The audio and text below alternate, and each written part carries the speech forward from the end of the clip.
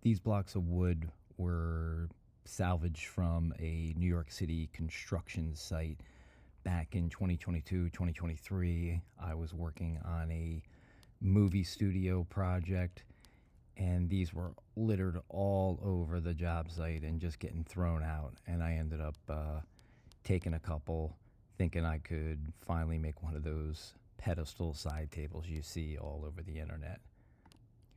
Now, most of these are actually remnants of crane mats. And for those of you who do not know, crane mat are these blocks right here. Usually they're about 18 foot long by 14 foot wide, and they literally put cranes on top of them to distribute the weight for the crane and to hold the crane level, and also to not, mess with the ground underneath them. And what happens is some of them degrade, then they get cut up, broken up, and then some of these are also used for dunnage for iron workers on these large commercial jobs. But then chunks like this get thrown out all the time. So I figured I would seize the opportunity. And you just look at how many nails are in this thing. It was crazy. But actually, this is my favorite one. This thing was so beat up and so broken down that it actually had the most character and had the most potential to make a really cool kind of wabi-sabi sort of style pedestal. This is actually a really good beginner project because it doesn't take too much to get into these things. The problem is just finding the material for free would be the nice part. You can go to lumber yards and they will sell you these. Sometimes reclaimed, sometimes not. And, they'll charge you not too much, but it all depends on the species of wood. And some of these finished I saw going online from anywhere from the hundreds to 900 I saw. Obviously it all depends on the species of wood, how tall it is, and that sort of thing. But many of these you can find for, pretty cheap unfinished, and then you can go ahead and finish them. Now, up until now, the only thing I've done is remove the nails, remove some debris. You'll see me cleaning it up a little bit here. And then I used a table saw to cut it. And my table saw wouldn't get all the way through, but I ended up using a handsaw for the rest. You can use a handsaw for the entire thing. You would just take a square, draw a line all the way around it with a square, and try to follow that line the best you could with a handsaw. It would be much tougher, but you could do it. And because you're looking for a flat surface, so it'll lay level when you put it down. So it'll be plumb as you're, trying to display something on this, or you're going to use it possibly as a side table. There's many uses for these things, and we have them scattered around the house doing different things at different times, but they work great for plants and all sorts of things to display. There are some lumber yards that will sell these things kiln dried, but for me, I literally just got all of mine from construction sites, and to me, I like that the best. As I alluded to earlier, the more beat up, the better, because you could just see it's been used, aged, and it's just got just so much character to it. And that's what I was going for. And here you can see a good clear shot of me using that table saw. It does make nice quick work of it. Cut around it 4 times, and that last little chunk I just pulled off. And then you'll see later on, I took a little hand planer, and you don't need to use a hand planer. You can use a sander, whatever you want. You just got to get the surface flat. And then all I did is took a framing square and put it down the edge just to check, because you really want to try to get this thing as flat on the bottom as possible. See, I'm checking it with the framing square right there. The height on these, I believe this one right there is about 18 inches high, and that's about 10-inch square. And then the other one I think is about 14 inches. And you see the other one that I'm planing right there. I mean, it's got huge cracks in it, but I will later on fill those with epoxy, and I had really good results because it creates a great contrast. And you're really going for trying to just soften the edges. You want to clean this thing up enough so where it's going to be inside your house. When you rub your hand down it, you're not going to get any sort of splinters. And just soften the edges. Just see me going around right there. And you just kind of want this thing cleaned up, freshened up. Don't worry about getting all the imperfections. The imperfections are part of the beauty. And you see the one to the left has the saw kerf marks in it. And to me, that's what I'm going for. I love that look. I think it looks really great. I started at about 80 grit, I believe, and went all the way to 120 grit. Again, not going too crazy, leaving the imperfections. And then right here, I'm starting to mask off because you'll see what I'm going to do. Because I haven't seen this online or anywhere else anybody do anything like this. Maybe they have, I just haven't seen it. But I'm filling all the cracks with black epoxy. And that's going to do a couple of things. First of all, I don't like it when there's too big of cracks in it because then dirt, debris will end up getting inside of it.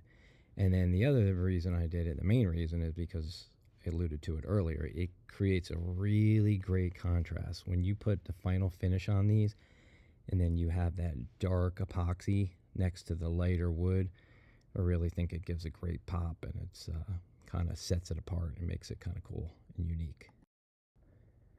At first, I was using a syringe to start to place the epoxy, and then I quickly realized that I didn't need to do that on most of it. I just started pouring it in right out of the cup. And then the one thing that kind of blew me away was how much epoxy went inside of these cracks. You know, epoxy naturally it heats up, but I mean, this wood soaked up so much of it, and I couldn't even figure out where it was all going. I would pour it, place it in, and then I would come back a couple of minutes later, and it was all gone. And I had to do this several times. And the other thing that, I didn't realize was going to be a project is I put this stuff in, and then now I had to let it harden up a little bit before I turned it. So it took me a long time to actually fill these in.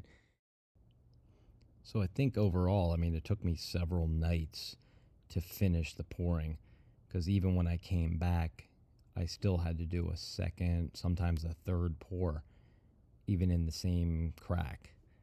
Like I said, it was definitely not expecting that.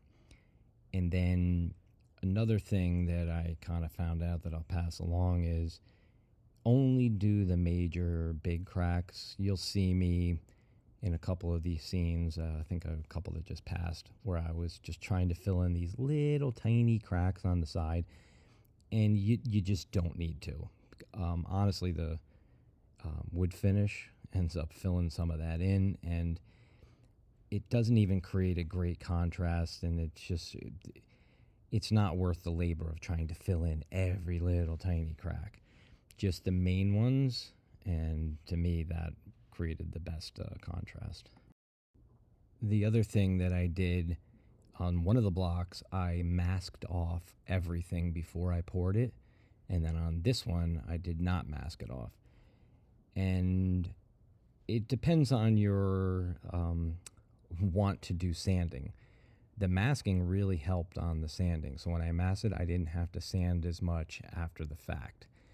And on the ones I did not mask, you'll see, I mean, it had to do a lot more sanding. So it's your choice, whatever you want to do. It definitely helped with the amount of labor, though, to mask. And you'll see also coming up, I had a rather large hole in one of the blocks and was going to fill it with epoxy, and just decided to, you know what, I'll do something a little bit different, creative. And I ended up just expanding it a little bit, and I found a flathead bolt and ended up taking some construction adhesive and just putting it in there just to kind of give it that a little bit of character. And I was kind of happy with the way it turned out. It was just interesting instead of just filling it. So I used a countersink bit in order to try to get this thing to lay flush. and it wasn't large enough, so I ended up using a step bit right there just so I can get that head nice and flush. And then just regular construction adhesive, and then I used an Allen key with a hammer and just really slammed it in there good this way to just get it to seat right, nice and flush. And some of you may be thinking, so what the heck happens to the epoxy when the wood starts to dry up and shrink? And out of the two blocks, it's interesting because I did this project probably a year and a half, if not more, ago.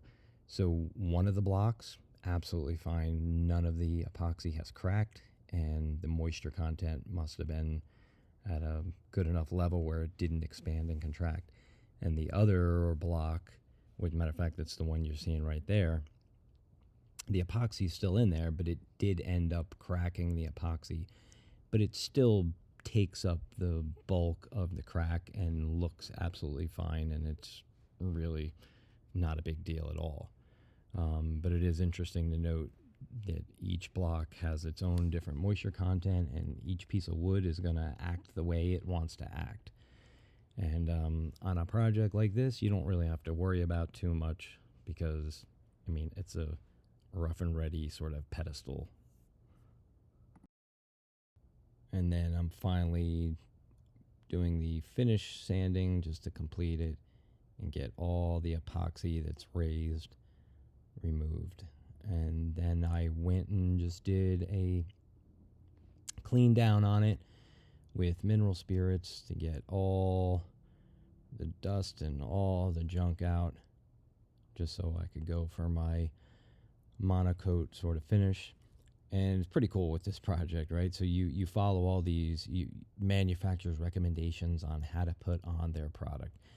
And, this one, I believe, they want you to use a nice clean rag. And I started doing that at first. And then I started realizing, you know what, this isn't going quick enough. So I literally just started pouring this stuff on and just rubbing it in with the rubber gloves on. And it actually had really good results. It spread it so quick because I had so much of it anyway. I mixed way too much up and just spread it all on, got it nice and gooped up. And then the problem with this stuff is if you leave it on too long, it's really hard to get off. So you'll see coming up, I actually literally took a towel and kind of broke some rules a little bit on the manufacturer's recommendation on finishing these things. But I went with the gray tint on this to kind of give it that contrast that I was talking about earlier. And you see that block to the left there, and there it is right there. I'm starting to sweat it at this point that I put way too much on and left it on too long. But I ended up really working it hard and ended up getting it all out, and was happy enough with the way it turned out. And then with the epoxy on there, I ended up taking a rag and then taking a screwdriver and kind of getting it inside of those grooves to get the gray out, because the gray tint, I did not want it on the black epoxy.